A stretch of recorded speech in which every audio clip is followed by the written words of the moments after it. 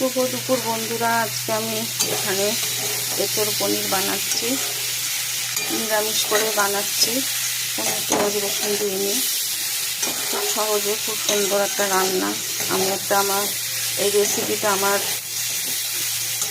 আমার ফেসবুকে প্রোফাইলে বা পেজ যাই বলো ওখানে দেওয়া আছে এই রেসিপিটা।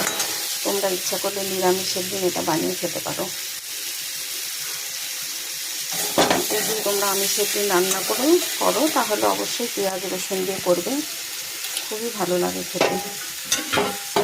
একটু টক দই দিয়ে দিতে পারো, একটু জল দিয়ে দিলাম।